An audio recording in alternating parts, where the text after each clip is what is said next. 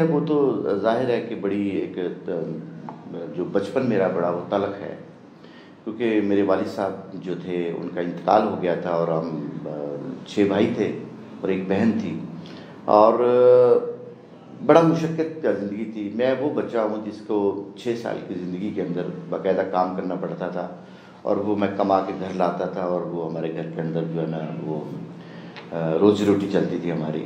تو تھوڑا سا لیکن ظاہر ہے کہ زندگی کو گزارنے کے لیے آپ کے پاس کوئی ٹولز اور پریکٹس ہونے چاہیے، تو میں نے اپنی زندگی کا آغاز جو ہے وہ بڑا ہی اس طرح سے کیا۔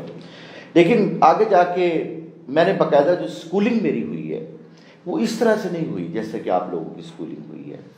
میں نے اگر میٹرک کیا ہے تو میٹرک کے بعد 10 سال کے لیے میں نے چھوڑ دیا اس کو۔ میں نے قبرستانوں میں زندگی گزاری، میں نے کلٹ کے پاس گیا، تبلیغی جماعتوں کے ساتھ کیا۔ میں دیکھنا چاہتا تھا، میں اپنے آپ کو بہت زیادہ ایکسپلور کرنا چاہتا تھا، بیسیکلی میں ان بچوں میں تھا۔ تو پھر اس کے بعد میٹرک کرنے کے بعد جو ہے وہ 10 سال میری زندگی کا وقفہ آیا۔ پھر میں نے ایک شخص جس نے مجھے کہا کہ نہیں آپ اس کے آگے بھی پڑھو، تو ہماری پان سگریٹ کی دکان ہوتی تھی اور ایک شخص آ کے بیٹھا رہتا تھا ہماری دکان کے اوپر، تو وہ پی ایچ ڈی اسکالر تھا۔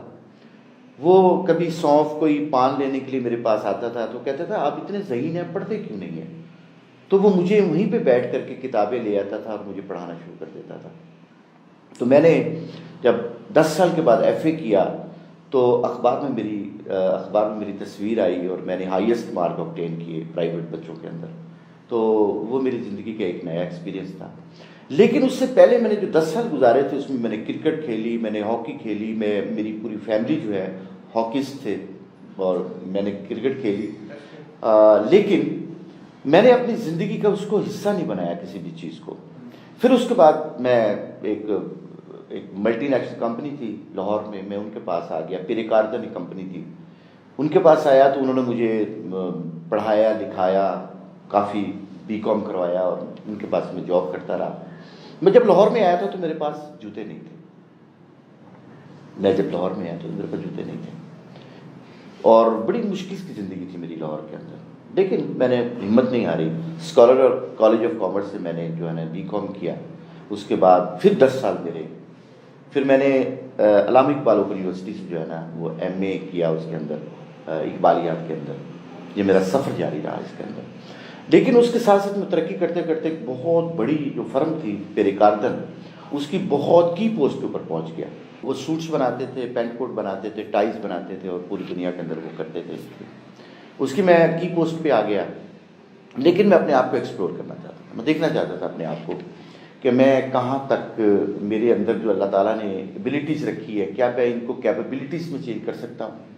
تو یہ میں نے اس کو جاری رکھا، اور الحمدللہ رب العالمین کہ اس کے بعد میں نے پرائیویٹلی جو ہے وہ پنجاب یونیورسٹی سے جو ہے وہ LLB کیا، اور اس کے بعد LLB کرنے کے بعد میں نے اس کو آگے پھر جاری رکھا، اور اس کے بعد میں نے اپنی زندگی کو میں وکالت لے کے آیا۔ لیکن میری وکالت جو ہے وہ تعلق رکھتی ہے اس کے ساتھ ٹیکس کے ساتھ، اور اس کے بعد میں نے اپنی زندگی کو کہیں پہ بھی رکنے نہیں دیا۔ میری زندگی کہیں رکی نہیں ہے، کیونکہ میرے نزدیک یہ ہے کہ میں آپ کو مثال سے ظاہر کروں گا کہ میں ہمارے گھر کے اندر نا میری والدہ جو ہے وہ مرغیاں رکھتی تھی، تو مرغیاں جو ہیں وہ کچھ دیر کے بعد ہائبرنیشن میں چلی جاتی تھی، امی انڈے رکھ دیتی تھی نیچے، تو مجھے اس کا جو جمود تھا وہ اچھا نہیں لگتا تھا، رکنا اچھا نہیں لگتا تھا۔ میں کیا کرتا تھا کہ اس مرغی کو اٹھاتا تھا، جا کے نہر میں پھینک دیتا تھا۔ جیسے ہی نہر میں کچھ دیر کے لیے وہ کرتی تھی تو اس کی جو ہائبرنیشن وہ ختم ہو جاتی تھی، اور وہ پھر ہمارے ساتھ وہ ایکٹیو ہو جاتی تھی وہ مرغی۔ تو میرے نزدیک جو ہے کہیں پہ میں رکا نہیں ہوں، پیدا ہونے سے لے کے آج تک کسی جگہ پہ بھی میں نے رکا نہیں ہوں، اور میں اپنی زندگی کو جاری رکھا۔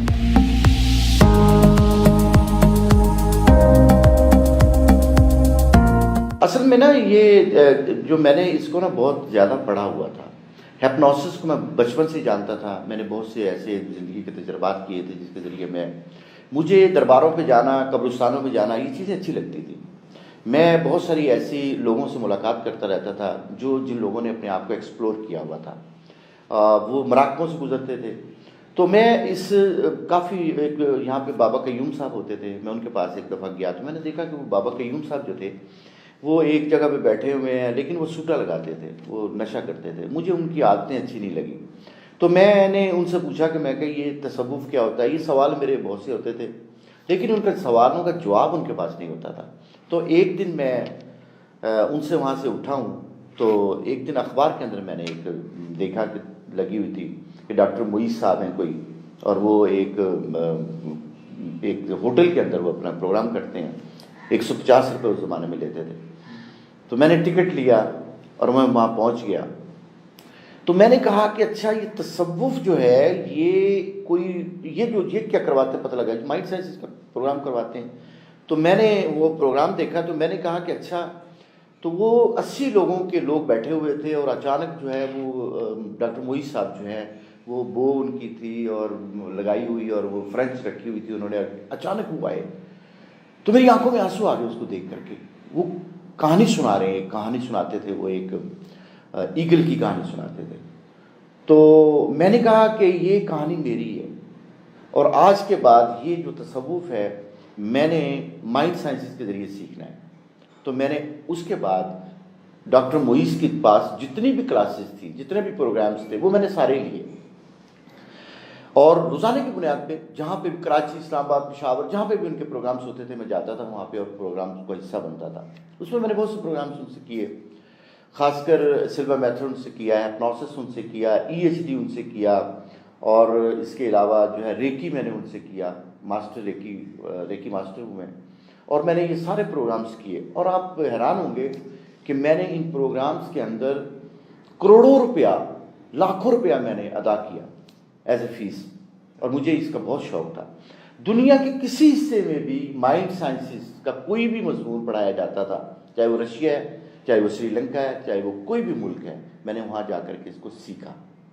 بیسیکلی میں یہ سمجھتا تھا کہ اگر میں اسلام کو سمجھ سکتا ہوں تو مائنڈ سائنسز سے سمجھ سکتا ہوں، اگر میں تصوف کو سمجھ سکتا ہوں تو مائنڈ سائنس سے سمجھ سکتا ہوں، اگر میں زندگی کو سمجھ سکتا ہوں تو مائنڈ سائنس سے سمجھ سکتا ہوں. تو میں نے اپنی کوشش کی کہ مجھے مائنڈ سائنسز ہی سے چیزوں کو سیکھنا ہے، اور الحمدللہ رب العالمین کہ مجھے اس کو آج پڑھاتے ہوئے تقریباً 15 سال ہو گئے، اور میرے ہزاروں اسٹوڈنٹ پاکستان کے اندر جو ہیں مختلف جگہ پہ اپنی زندگی گزار رہے ہیں.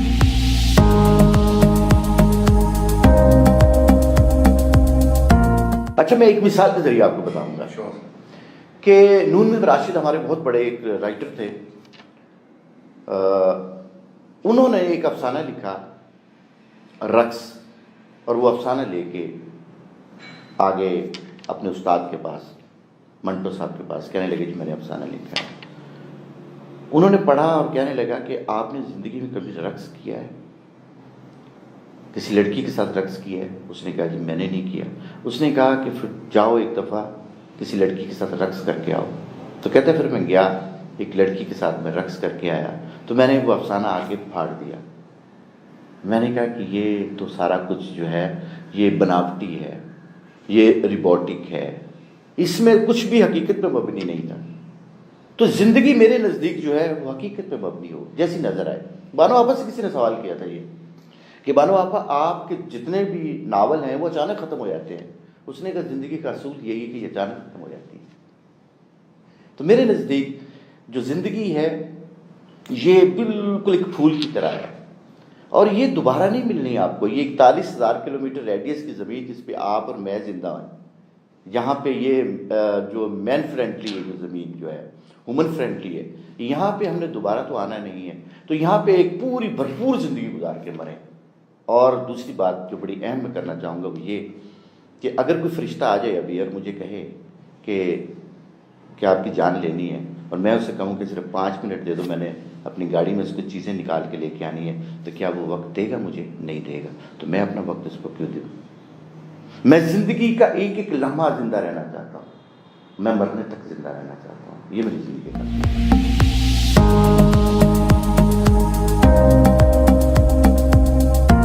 اصل میں نا یہ کیونکہ میں نے ائمہ کرام کو پڑھا ہوا ہے، میں امام غزالی کو پڑھا ہوا ہے، ان کی کیمیا سعادت کو پڑھا ہوا ہے، میں نے تمام جو ہمارے بزرگان دین ہیں ان سب کو پڑھا ہوا ہے. میں جب انڈیا گیا تو مجھے وہ جو میرے ساتھ جو شخص تھا وہ مجھے ڈھونڈتا پھرتا تھا، اور میں اللہ کے جو یہ دیندار لوگ ہیں ان کے درباروں میں پھرتا تھا. حضرت بختیار کاکی رحمۃ اللہ علیہ کے دربار میں تھا، حضرت جتنے بھی وہاں اللہ کے دیندار لوگ تھے ان کے سب کی. تو جب میں وہاں پہ موجود تھا تو میں یہ دیکھا کرتا تھا کہ یہ جو اللہ کے دیندار لوگ ہیں یہ کس طرح سے بنے. تو پتہ چلا کہ انہوں نے بہت سی کتابیں پڑھی، قرآن کا مطالعہ کیا، حدیث کا مطالعہ کیا، رسول صلی اللہ علیہ وسلم کی وہ زندگی جو غار ثور میں غار ہرا میں گزری اس کو بھی وہ بھی میرے سامنے تھی. میں نے بہت سارے لوگوں کی زندگی کا مطالعہ کیا، اور اس دوران مجھے سمجھ نہیں آتی تھی کہ میں تصوف کو سیکھوں کیسے، کیونکہ ہمارے یہاں پہ خانقاہی سسٹم جب سے ختم ہوا ہے تو اب ہمارے یہاں پہ وہ سسٹم موجود نہیں ہے کہ ہم نے تصوف کو سیکھنا کیسے ہے. تو میرے نزدیک تصوف کو سیکھنے کا میرے نزدیک سب سے بہترین طریقہ یہ تھا کہ میں مائنڈ سائنسز کے پاس جاؤں. اس میں بہت سی ایکسرسائز ہوتی ہیں، بہت سارے وہاں پہ مراقبے ہوتے ہیں، بہت سی ٹرانسز ہوتی ہیں وہاں پہ جس کے ذریعے کہ آپ اس کو سیکھ سکتے ہیں. تو میرے نزدیک یہ تھا کہ تصوف کو سیکھنے کا اس وقت سب سے بہترین جو طریقہ تھا وہ ایک ہی تھا، وہ یہ تھا کہ میں مائنڈ سائنسز کو سیکھوں. جب میں نے ائمہ کرام کو پڑھا، جب میں نے ان لوگوں کو پڑھا، حوزہ سلوا کو پڑھا، اور یہ تمام لوگ جو مائنڈ سائنس سے وابستہ آدمی تھے، جب ان کو پڑھا تو پھر مجھے اس بات کا علم ہوا کہ مائنڈ سائنسز اور تصوف ایک ہی چیز کا نام ہے. یہ کوئی علیحدہ سی چیز نہیں ہے، بلکہ ایک چیز کا نام ہی دونوں ہے. تو اب میں نے جتنی بھی تصوف کو سیکھا ہے وہ سارے کا سارا مائنڈ سائنسز کے ذریعے سیکھا. اور جو لوگ بھی میری ہزاروں کی تعداد میں جن لوگ جو میرے ساتھ وابستہ ہوئے دبستان اقبال میں، اور ابھی رشیا میں ایک ٹریننگ کر کے آیا ہوں، اور اس طرح سری لنکا میں ٹریننگز کی ہیں، جہاں پہ بھی میری ٹریننگز ہوتی ہیں وہی لوگ ہوتے ہیں جو تصوف کو اور مائنڈ سائنسز کو ایک جگہ پہ یکجا لے کے چلتے ہیں. تو میرے نزدیک یہ ہے کہ آج کے دور میں اگر آپ نے تصوف کو سیکھنا ہے تو مائنڈ سائنسز کے ذریعے آپ سیکھیں.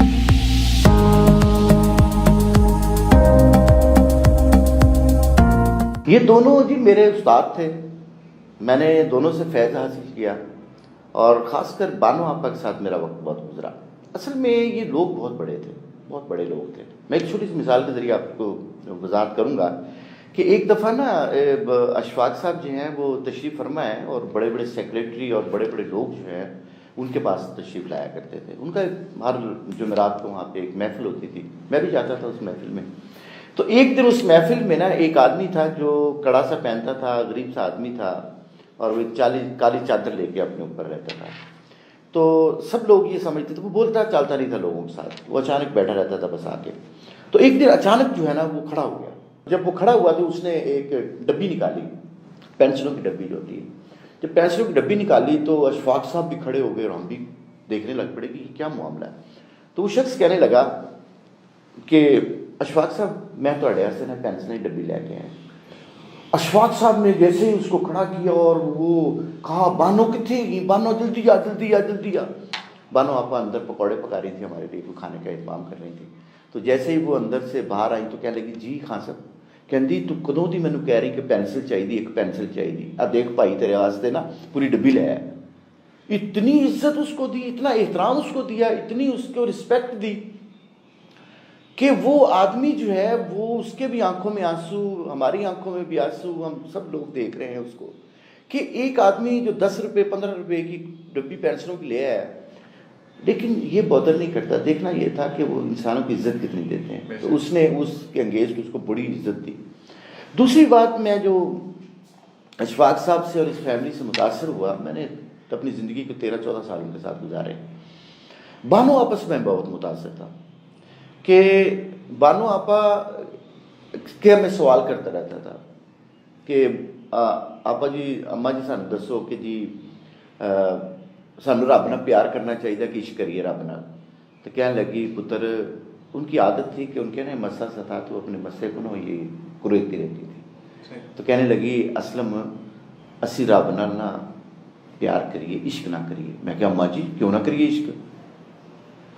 کہنے لگی پتر پھر حضرت ابراہیم کی طرح اسماعیل نو مینا کے مقام تے جا کے چھری چلا لیں گا تو تینوں پتہ ہے پھر تیرا اسماعیل کون ہوئے گا؟ تیرا پتر عادل ہوئے گا. میں کہا مجھ میرے کو نہیں چلنی. تو کہتی پھر پتر سانو رب نال پیار ہی کرنا چاہیے. تو بیسیکلی وہ بڑے لوگ تھے، لوگ ان کے گھر میں آتے تھے، علم حاصل کرتے تھے. اصل میں واصف کی لائن مجھے بڑی اچھی لگتی ہے کہ کوئی بھی آدمی آپ کے پاس آیا علم کے لیے تو آغاز میں اس کو علم نہ دینا شروع کر دے، بلکہ اس سے پہلے یہ پوچھے تو کھانا کھاتا ہے، تاکہ اس کے جسم کی بات کریں پہلے، پھر اس کی روح کی بات کریں. ہمارے یہاں کیا ہوتا ہے کہ ہم روح سے ہٹ گئے ہیں. وہ یہ سارے جتنے لوگ تھے دل کے اور روح کے لوگ تھے، اور یہی وجہ ہے کہ آج زندہ ہے. ایک بات اور میں اماں جی کے حوالے سے آپ کو کہوں گا کہ میں کہ اماں جی مرد تو بعد زندہ رہ سکتا بندہ؟ بڑی خوبصورت گل کی تھی. کہنے ہاں رہ سکنا ہے. میں کہ کس طرح؟ کہنے لگے یا تو لائبریری سے بہ جا کے تو یا لائبریری سے کتاب چھاڑا کوئی تو زندہ رہنا. تو یہ ان کی بات مجھے بڑی اچھی لگی.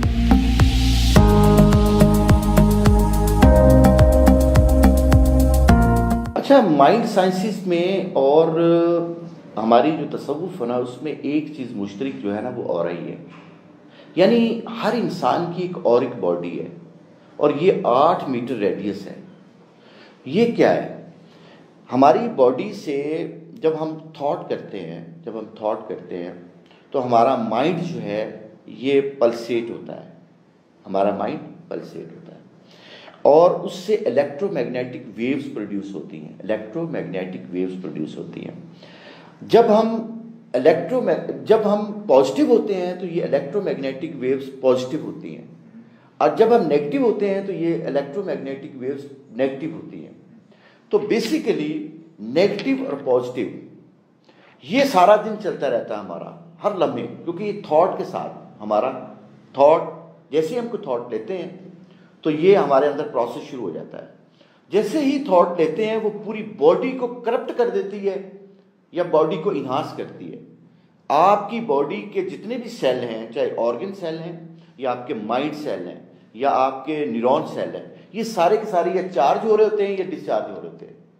تو بیسیکلی مائنڈ سائنسز نے ہمیں یہ بتایا کہ جیسے ہی ہم نیگیٹو ہوتے ہیں ہماری پوری باڈی، ہماری پوری تھاٹ اور پوری جتنی کائنات ہے ساری نیگیٹو ہو جاتی ہے. ہمارے نیگیٹو سوچنے سے اور ہمارے پازیٹیو سوچنے سے پازیٹیو ہو جاتی ہے. تو جب مجھے اس چیز کا علم ہوا تو میں نے پھر اپنے ائمہ کرام کو جب پڑھا تو پتہ چلا کہ ائمہ کرام کیوں پازیٹیو رہتے تھے. بس ایک مثال ہے آپ کو میں بتا رہا ہوں کہ اگر میں یہ دیکھنا چاہوں کہ داتا حلیجویری رحمۃ اللہ علیہ پازیٹیو تھے یا نیگیٹو تھے تو ان کا اورا آج بھی موجود ہے، اور میں اس کو پلسیٹ کر سکتا ہوں، میں اس کو اسیس کر سکتا ہوں ان کے اورے کو.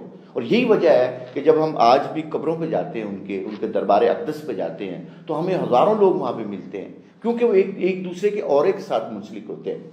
اچھا، ایک چیز بڑی اہم چیز ہے کہ اورا میں جب تک آپ کا اورا اور میرا اورا ایک جگہ پہ اس وقت ہے، کیونکہ یہ 8 میٹر ریڈیس میرا اورا ہے، تو جیسے ہی میرے اورے کے ساتھ آپ کا اورا چارج ہو رہا ہے، اگر پازیٹیو ہے تو یہ چارج ہو رہا ہے، اگر یہ نیگیٹو ہے تو یہ ڈسچارج ہو رہا ہے. تو پھر آپ کو تھوڑی دیر کے بعد مجھے کہیں گے اچھا جناب پھر اجازت چاہیے تھی. جب ہم ایک دوسرے سے جدا ہو رہے ہوتے ہیں، اس سے مراد ہے کہ اب ایک دوسرے کے اورے کو ہم برداشت نہیں کر رہے، آپ کا اورا اور میرا اورا مختلف ہو گیا ہے.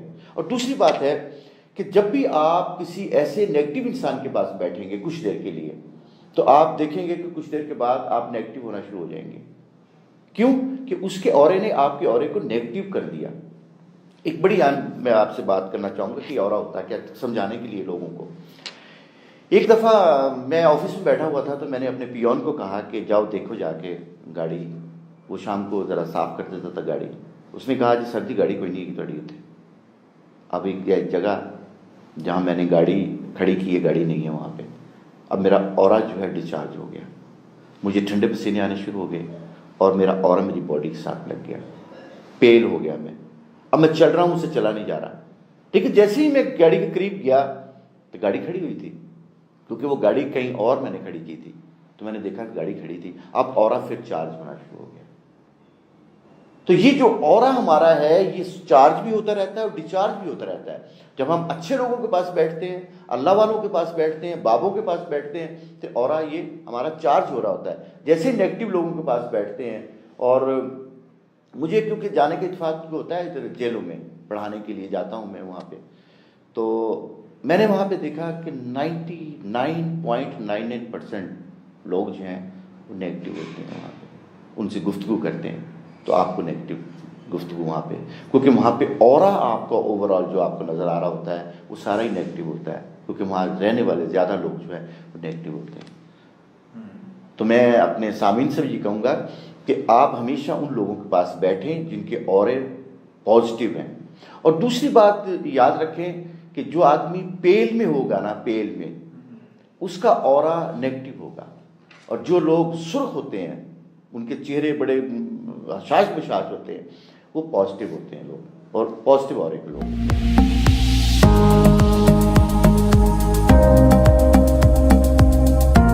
اصل میں اس وقت جو پرابلم میں جو دیکھ رہا ہوں نا، لوگ انگزائٹی میں، ڈپریشن میں، سٹریس میں ہیں، ان کے پاس ڈگریاں بھی ہیں، ان کے پاس پاورز بھی ہیں، ان کے پاس سب کچھ ہے، لیکن اس کے سب کے باوجود بھی ان کے پاس ایک جو ہے نا، جو ایک پرابلم میں محسوس کر رہا ہوں وہ صرف یہ ہے کہ ان کے پاس ہر چیز ہونے کے باوجود بھی خوش نہیں ہے۔ خوشی نہ ہونے کی اصل وجہ یہ ہے کہ ان کے پاس، انہوں نے کچھ وقت تصوف میں نہیں گزارا، اس نے کسی اللہ کے ولی کو نہیں ملا، وہ بابوں کے ساتھ ملاقات نہیں کی، جس کی وجہ سے ان کے اندر یہ پرابلم آتی ہے۔ میری اگر بس میں ہو، مجھے کچھ دن پہلے ایک ملک میں جانے کا اتفاق ہوا، تو میں نے کہا کہ ان ملک کو دیکھوں تو صحیح، اس ملک کی ترقی کا راز کیا ہے؟ تو پتہ چلا کہ اس کے ترقی کا راز یہ ہے کہ جب وہ بچے اسکول میں آتے ہیں تو ان کی آنکھیں بند کروا کے تو کل کے بارے میں پوچھتے ہیں کہ کل آپ نے کیا پڑھا تھا، اور یہ دوسری ان کو وہ یہ کرتے ہیں کہ جب شام کے وقت ان کے تمام پیریڈ ختم ہو جاتے ہیں اور انہوں نے گھر میں آنا ہوتا ہے تو ان کو پھر آنکھیں بند کرواتے ہیں اور ان کو کہتے ہیں کہ آپ نے کل کیا پڑھنا، ذرا اس کے بارے میں ذرا سوچیں۔ تو بیسیکلی کیا ہے، ہم تصوف سے مراد یہ ہے کہ ہمارے جو برین سیل جو ہے، ہماری جو روح ہے، کیونکہ انسان 4 طرح سے بنا ہوا ہے، ایک اس کا جسم ہے، ایک اس کا مائنڈ ہے، اس کے جذبات ہیں، اور اس کی روح ہے، اور آخری چیز اس کی جو بڑی کلاس کی ہے وہ ہے اس کی ایستھیٹک سینس، اس سے جمالیات ہماری۔ تو بیسیکلی یہ ساری چیزیں مل کے انسان بنتا ہے۔ تو ہم بیسیکلی تصوف کے ذریعے ان ساری چیزوں کو ایک جگہ پہ لے آتے ہیں اور ہم خوش رہنا شروع کر دیتے ہیں، جتنے بھی تصوف کے لوگ ہو، کیونکہ تصوف ہمیں ایک چیز سکھاتی ہے، وہ ہے ہمیں حسب حال بناتی ہے کہ ہم حال میں زندہ رہیں۔ ہمارا پرابلم یہ ہے کہ ہمارے مائنڈ کا ایک پرابلم ہے، یا یہ ماضی میں رہتا ہے یا فیوچر میں رہتا ہے، موجودہ وقت میں رہتا نہیں ہے۔ جو شخص بھی اس کو موجودہ وقت میں رکھنے میں کامیاب ہو جاتا ہے وہی بندہ، وہی تصوف ہے۔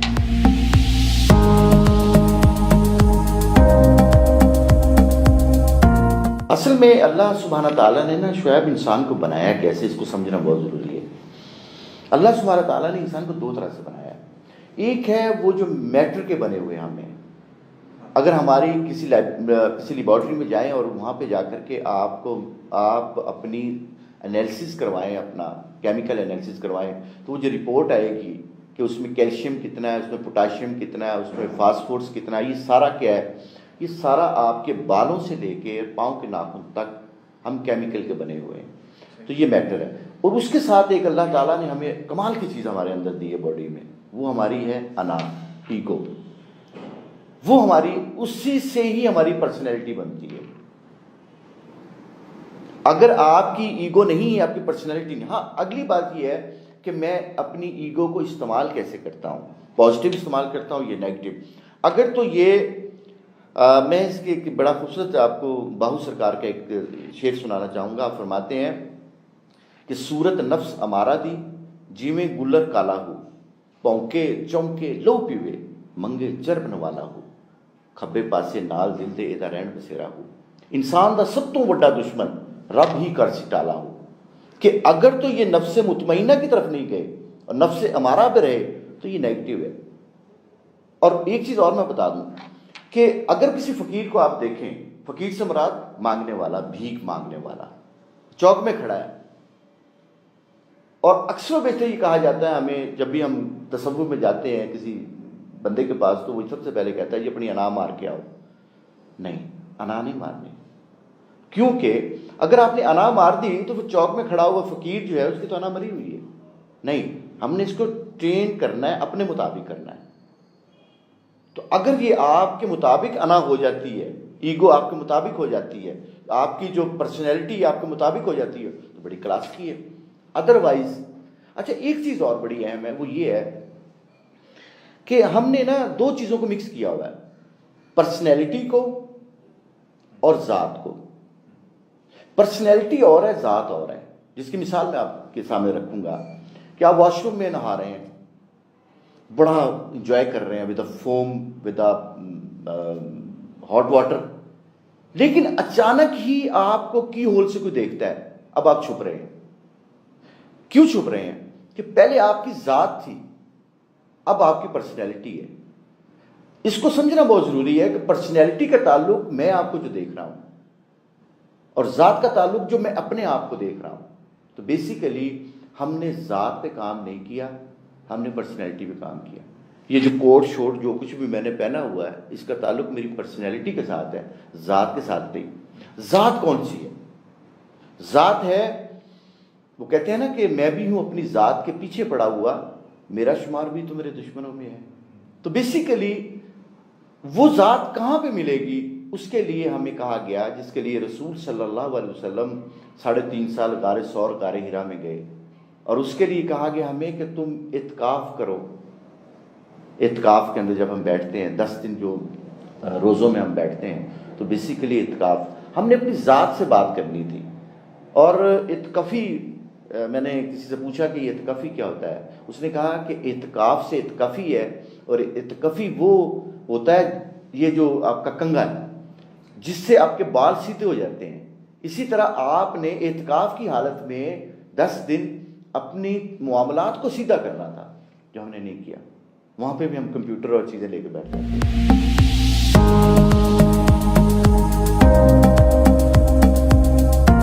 قاسم علی شاہ سے میرا تعلق جو ہے تقریباً کوئی 10 سے 12 سال پرانا ہے، اور ہم نے بڑا وقت گزارا ساتھ ساتھ. قاسم علی شاہ ایک بہت ہی اعلیٰ درجے کے انسان ہیں، اور انہوں نے یہ مجھے پتہ چلا جب میری ملاقات ہوتی تھی تو میں ان سے پوچھتا تھا، تو کہتے تھے کہ راؤ صاحب ڈگری کچھ نہیں دیتی، تو ہمیں لوگوں کو جو ہے نا وہ ڈگری سے نکال کے وزڈم کی طرف لے کے جانا ہے. کیونکہ علم تو آپ جس بھی یونیورسٹی سے لینا چاہیں مل جائے گا، آپ کو علم مل جائے گا، لیکن آپ کو دانش نہیں ملے گی، آپ کو وزڈم نہیں ملے گی. تو انہوں نے وہ جو کوشش اپنی شروع کی تھی آج سے 10-12 سال پہلے، تو میں سمجھ رہا ہوں کہ وہ اس وقت نئی نسل کے لیے خاص کر انڈیا میں بہت کام ہوا، امریکہ میں زگ زیگلر اور گلین ٹریسی نے بڑا کام کیا، اور اس طرح سری لنکا میں بہت سا کام ہوا، لیکن پاکستان میں نہیں ہوا. تو میں یہ دیکھ رہا ہوں کہ قاسم علی شاہ کا کام جو ہے پاکستان میں بہت زیادہ ہے، اور ہمیں اپریشیٹ کرنا چاہیے ان کے کام کو، اور جہاں بھی ہم ان کی مدد کر سکتے ہیں، خاص کر ہیلپ کر سکتے ہیں اس کام کے اندر، کہ وہ ایک نسل کو بنانے کے لیے لگے ہوئے ہیں. دیکھیں یہ زندگی جو ہے نا، یہ اس نے 50 60 70 سال کے بعد ختم ہو جانا ہے، لیکن زندہ آپ اس وقت بھی رہیں جب یہ کائنات نہ ہو، زندہ اس وقت بھی رہیں جب یہ دنیا نہ ہو، زندہ اس وقت بھی رہیں جب قبریں نہ ہوں آپ کی، اس وقت بھی زندہ رہیں. تو قاسم علی شاہ کا کام مجھے بہت اچھا لگتا ہے. میں ان سے کیونکہ بڑا وقت ان کے ساتھ گزارا ہے، میں ان کو بہت اچھے طریقے سے سمجھتا ہوں، تو یہ بڑا کلاس کا ہے. میں ان کے لیے ایک بات کرنا چاہوں گا جو مجھے بہت اچھی لگتی ہے. میں نے نا پچھلے دنوں میں نا ایک رشین رائٹر تھے لوئس آندرے، اس کو پڑھا، تو وہاں پہ ایک کریکٹر تھا جو مجھے بہت اچھا لگا. وہ کریکٹر یہ تھا کہ یہ جو لوگ ہوتے ہیں معاشرے کے اندر، یہ کہاں سے پیدا ہوتے ہیں، کیوں پیدا ہوتے ہیں؟ مثلا کیا ضرورت ہے شاہ صاحب کو کہ وہ لوگوں کو لے کے بیٹھتے ہیں؟ کیا ضرورت ہے کہ اپنے گھروں میں لے کے بیٹھتے ہیں؟ کیا ضرورت تھی کہ نیرنگ میں وہ لوگوں کو لے کے بیٹھتے ہیں، نوجوان نسل کو؟ اس کی ایک وجہ ہے کہ معاشرے کے اندر کچھ ایسے لوگوں کا ہونا بہت ضروری ہے. اب میں آپ کو لوئس آندرے کی وہ کہانی سناتا ہوں تھوڑی سی. اس میں وہ کیا کہتا ہے، لوئس آندرے ایک دن نا کہتا ہے کہ میں اپنے اس میں بیٹھا ہوا ہوں، لان میں بیٹھا ہوں، تو دھوپ نکلی ہوئی، میں دھوپ سیک رہا ہوں. تو میں نے اچانک دیکھا کہ ایک جو کچھ کیڑے جو تھے وہ اپنی بل میں سے مٹی نکال رہے ہیں، اور کچھ کیڑے جو ہیں وہ اپنے گھروں کو جب واپس جا رہے ہیں تو ان کے منہ میں تتلیوں کے پر ہیں، کوئی چینی کا، کسی کیک کا کوئی ٹکڑا ہے، اس کو لے کے اندر جا رہے ہیں. تو اچانک ان میں سے ایک بڑا کیڑا جو قاسم علی شاہ جیسا کیڑا، جو سلطان خان جیسا کیڑا، جو غزالی صاحب جیسا کیڑا، وہ کہتا ہے کہ جس کے ہاتھ میں ڈنڈا ہوتا ہے، لاٹھی، اور اس کی داڑھی ہوتی ہے، بوڑھا ہوتا ہے وہ، تو کچھ دیر کے لیے وہ رکتا ہے اور کہتا ہے، کیڑوں کو آواز دیتا ہے، کیڑوں تمہیں پتہ ہے کہ اس زندگی کے بعد کوئی اور بھی زندگی ہے؟ تو سارے کیڑے جو مٹی نکال رہے ہوتے ہیں وہ، اور جو اندر جا رہے ہوتے ہیں وہ رک جاتے ہیں اور اس کی باتوں کو غور سے سننا شروع کر دیتے ہیں،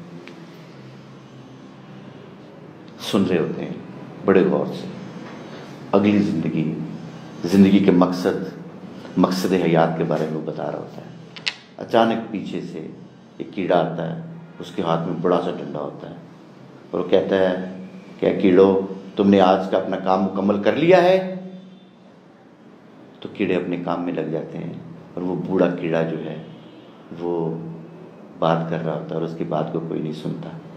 تو یہ جو بوڑھے کیڑے ہیں یہ اس معاشرے میں ہیں اور انہیں رہنا چاہیے۔ یہ وہ لوگ ہوتے ہیں جو ہماری نبض شناس ہوتے ہیں، جو ہماری زندگیوں کو آگے بڑھاتے ہیں، جو سقراط افلاطون بنتے ہیں، جو مہاویر بنتے ہیں، اور جو زورو بنتے ہیں۔ یہ وہ لوگ ہوتے ہیں جو بعد میں اقبال بنتے ہیں، فیض بنتے ہیں، بابا اشفاق بنتے ہیں، بانو آپا بنتے ہیں، اور واصف علی واصف بنتے ہیں۔ تو میں کہوں گا کہ قاسم علی شاہ اس قوم کو زندگی دے رہا ہے، اور یہ زندگی رہنی چاہیے۔